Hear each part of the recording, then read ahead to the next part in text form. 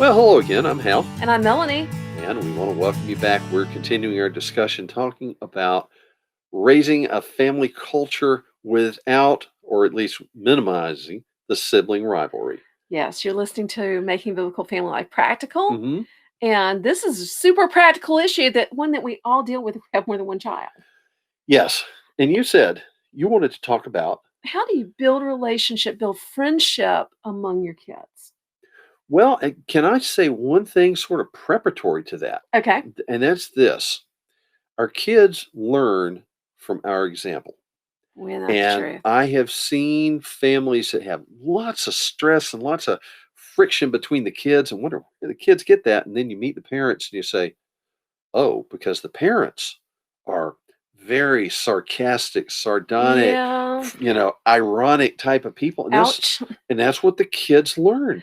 And so, Well, you know how I remember when our mhm, kids were young, and I was thinking, why is this child angry all the time? And I bought Lou Priolo's book, The Heart of Anger, mhm. to find out what his problem was. And I found out that So his problem is, me. His yeah, problem was me because my anger was a bad example. well, I mean, And and ouch.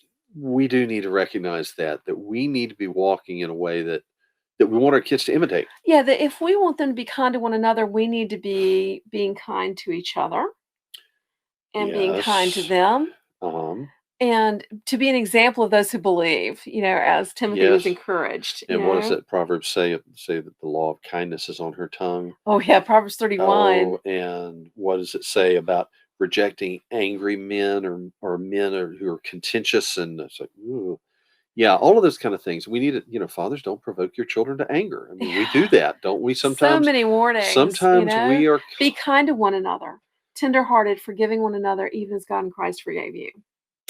You know, you mentioned that in looking at First Corinthians chapter 13. In fact, they were talking about that at church this past week. First Corinthians 13, where Paul talks about what love is and love is not. And I don't think Paul was saying, you know what, you people have got this nailed. You are doing so well. I am so proud of you. Because it's I like think he was saying Paul you're says, so bad at this, it's people. it's like Paul is saying, love is patient. You're not. You know, love is kind. You're not. Is that should be a warning to us, Ouch. Yeah. And so, but we've heard those verses all our lives, and we tend to just gloss them. Yeah. Oh, Love is they patient, love is kind, and we that's and we right. picture the little Hearts and fat, flowers. we picture the little Yeah. fat statue, Yeah. and we forget that this is real and that it affects our day to day life and our When it family. says love does not count a wrong suffered, that means you have to overlook You have some to. opportunities to be offended with each other. It's to your glory to overlook a transgression. The word says, All very important and stuff. so Need to live it. one thing we need to do is to teach our kids those verses. That as you notice the temperature rising in your home, say, guys, maybe this week we should memorize be kind to one another, tenderhearted, forgiving one another. Bring these things into your family. Some great resources that do that, like for instruction in righteousness by Doorpost is one that we've used a lot with our kids growing up. Yes. But hmm bring that word into your family and remind them and remind yourself that we should be living like and talking like believers. Some practical things that you can do to build relationship with your kids is give them things to do together that they're going to want to do so badly it'll be worth them getting along. Okay. What would you like to suggest on this? Making cookies. you Oh, that's know good. Yeah. I want the two of you to make cookies. If I hear any argument, I'm going to put it in the fridge, and we're not going to do that today. Mm, you yeah. know a project that they've been wanting to do. hmm Buy them a Lego kit that they both desperately wanted and say, if I hear any arguing over this, I'm going to put it away till you get along. Well, that was one of our rules when they were, especially when they were younger, was that we would not allow a bone of contention in our family. And so, Yeah. if the two of them were fighting over something, then there's very strong likelihood that it would be impounded for a time. To say, if you two can't share this toy that's meant to be shared, then we'll Yeah. take it out of play. One thing that is really helpful, kids have a lack of perspective. hmm That's one of the things that is the mark of maturity is um, when you're able to see things from somebody else's perspective. hmm You can help your kids develop that. And so when when they say something foolish to a sibling that hurts their feelings, you can get them alone and say, let's talk about this. Let Uh-huh. me explain how your sister felt. When you said that, how would you feel if she said and Hmm. criticized one of your flaws? And to help them to understand other people's perspective by explaining it to them or by role playing and acting it out. Let's Hmm. role play. You pretend to be her, I'll pretend to be you. Let me show you a different way to handle it. You said something important there. I think taking them alone to do this, not to embarrass them in front of their siblings in Because the revenge. goal is not embarrassment. The goal No, is to learn. the goal is discipleship and instruction. And if it's something that needs discipline, that needs punishment, then there's ways to punish. But again, that's something that we always made a point to do privately. Yeah. And that's another thing too, because I think one of the ways to keep peace between the siblings is to protect their individual dignity.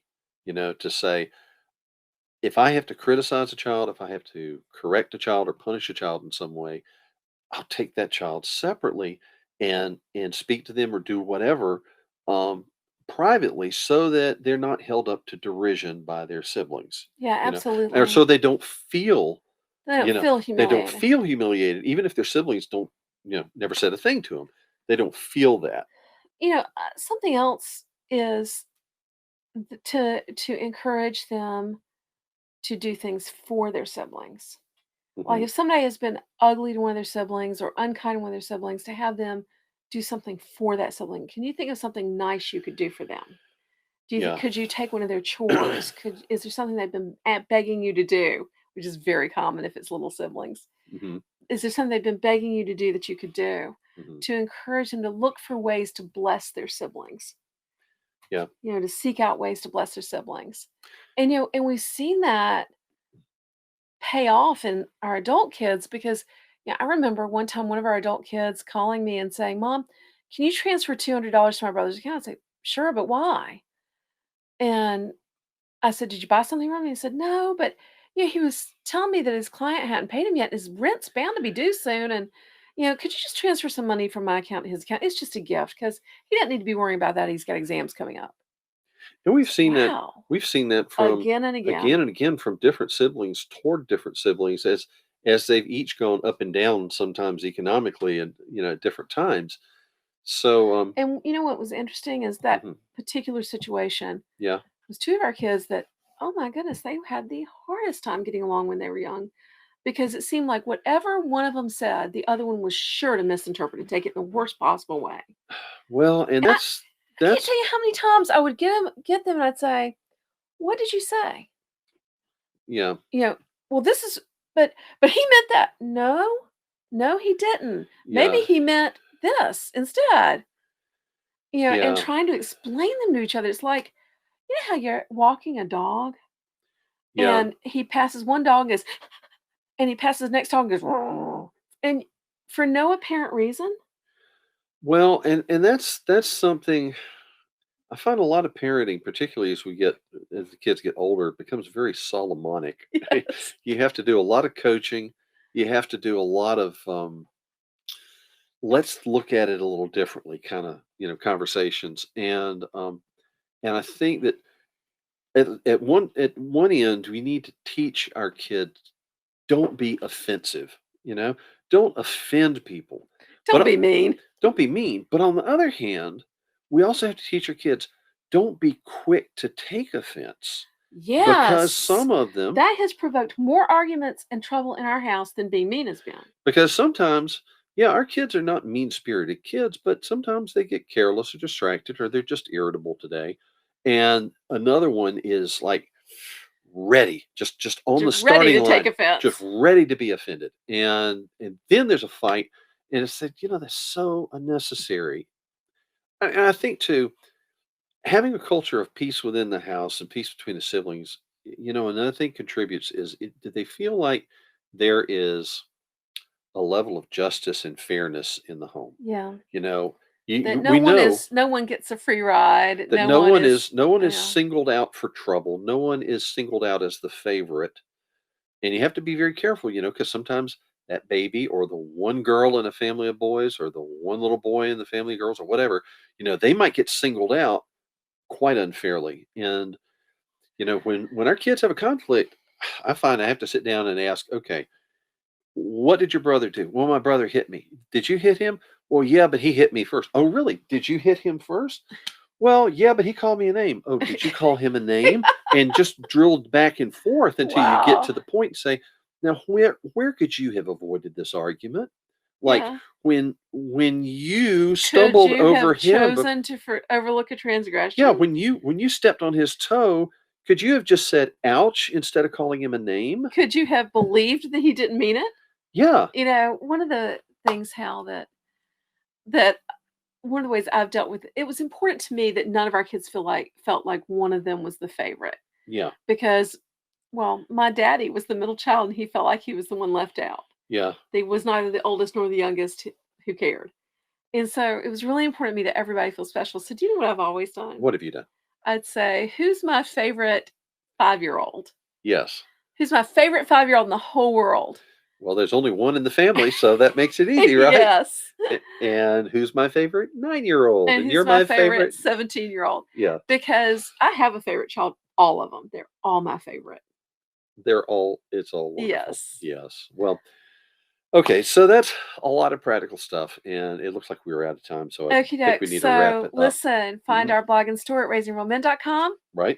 You can get our book, Raising Real Men. It's in its second revised expanded edition, 10th anniversary edition. Yes. You can grab it there. It'll help you out raising a lot of your boys. If you're Mhm. struggling with that middle school age, which is when a lot of this stuff happens, Oh, yes, then grab No Longer Little. It's a book entirely about the middle school years. that's right.